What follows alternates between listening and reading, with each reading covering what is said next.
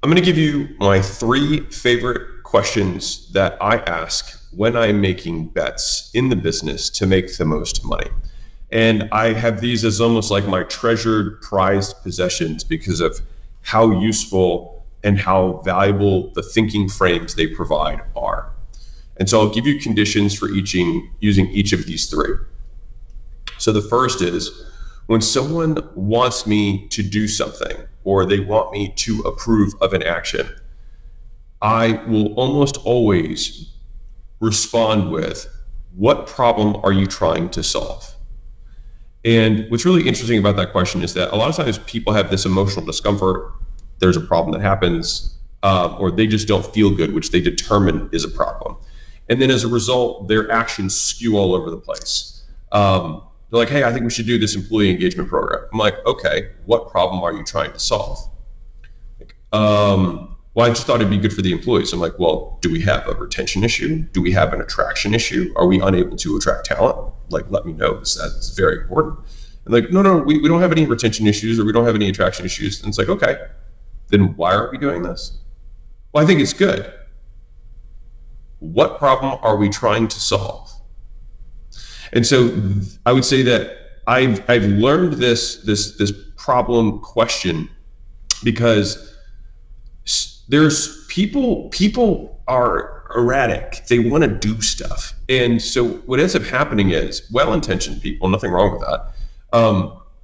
They will just take action on things that they know how to do when they are confronted with things that they do not know how to do. And so a lot of lack of focus is actually intellectual laziness. So what I mean is, I think most people in their business know on some level what needs to happen. But because they don't know how to solve that thing, they then just find something they can solve because that makes them feel better and more competent, even though it makes no difference. And so, like, I would encourage you to think, if I am being distracted, it means I'm being intellectually lazy because I can't stay on this task that I don't know how to accomplish and be incompetent for an extended period in order to get what I want, right? And so it's a great suss out of the thinking diligence that the person who's asking you to do something or a bet you're willing to make, or are they asking you to bid or take, whether they actually really thought it through. So number one, someone asks me to do something, what problem are we trying to solve? If I'm asking someone to do something, so I want something now, I ask the question instead of giving the statement. I'll say, what would it take? And so I almost always wrap my questions with what would it take, because it assumes success. And what happens is when I used to ask, and this is something I did earlier in my career, can we, could we, I would get no's from people. And they would do a calculus in their mind of what they thought something was worth without complete context on my business like I have, or complete context for the plans that I have long-term for the business. And then they would basically make a decision on my behalf by saying no. So I'm actually working off of incorrect data. Like, this is really important shit, even though I'm just making a webcam version here, but like, really, really important. This is hot off the press because we got a conversation about this. If I ask what would it take, someone can then just tell me what it would take, and then I can make the decision of whether I think it's worth it. And so that the amount of things that have been unlocked in my business of me just saying, like, someone says no, and I'm like, stop. What would it take for us to do it? Obviously, if I had $1 billion, can I do it? They're like, well, yeah. And I'm like, okay, does it take $1 billion? Like, no. Okay, does it take $1 million? Okay, no. All right, what does it actually take? We probably need to hire somebody. Okay, well, it's going to make us an extra $1 million this year, and it's whatever, $100,000 for this person. Okay, then let's do that. So you're just saying that we can't do it with our existing infrastructure, or more specifically, that the existing infrastructure is prioritized against other things, which I can then say, let's deprioritize those and prioritize this, right? So if someone asks me, let's do this thing, I like to ask, what problem are we solving? If I want something, I ask other people, what would it take? What would it take for us to do this in half the time? What would it take for us to deliver this in 24 hours instead of 30 days? What would it take for us to buy this company? What would it take for us to do this deal? What would it take for you to get started today? What would it take for me to get you to believe that you should shut down one of your businesses and go all in on the other? What would it take for me, or what would it take for you to take our content from 10 things a day to 20 things a day? What would it take? It is one of the most powerful questions in entrepreneurship. Now, the third question that I'll give you is related to question number one, which is when people ask me, like, hey, I think we should do this thing. I would say my first follow-up to whatever their response is, because sometimes people don't know the problem they're trying to solve, is I just ask, so this is question 3, what do you want to have happen? And I'm saying these questions, and I feel like my team, will be listening to this and be like, yeah, he says those questions a lot. What do you want to have happen?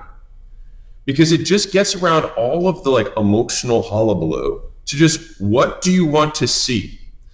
And the reason this is important, let's use a different example. Someone says, hey, I think we should make a video about whatever. Or no, let's use a better example.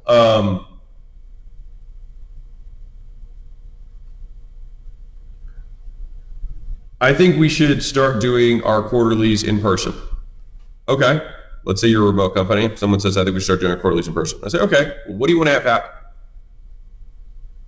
Well, I mean, I want, the quarterlies to be in person. Yeah. But as a result of these quarterlies in person, what do you want to have happen? What different outcome will occur as a result of in-person versus remote quarterlies? Well, I think it'll be more fun. Okay, so the argument would be that you think that people will be more engaged in person versus online. Okay, no argument there. Do we think that their engagement in terms of how much fun they're having has anything to do with their output afterwards? Again, I ask these questions not because they're loaded or because I disagree with them. I'm curious because I want to hear the other person's thinking. And so when I'm questioning these lines of thinking, I will typically ask 3 in succession, which is, what does that mean? How do you know that? And so what? So if I say, hey, you want to get the employees to be more engaged, I'm like, okay, what does engaged mean? What does that mean? I'm like, oh well, I just I think they'll be happier at work. Okay, what does that mean? Okay, tell me, what does that even mean? Their subjective well-being scores are gonna go up. Okay. Question 2, how do you know that?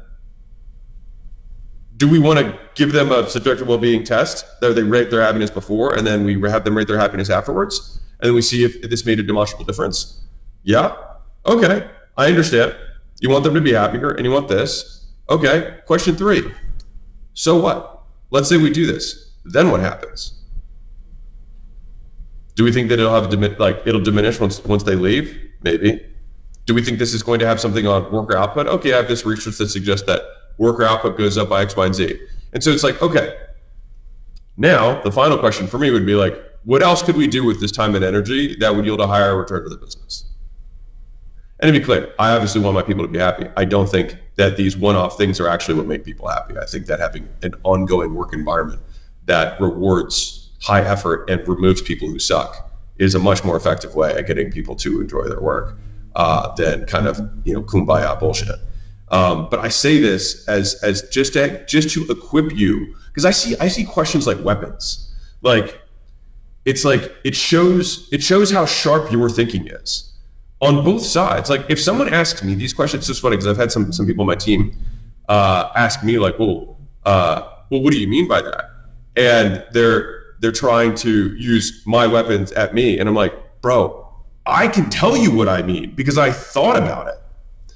And so these questions, though they appear difficult, allow you to suss out or determine the quality or depth of someone's thinking around a problem or solution set.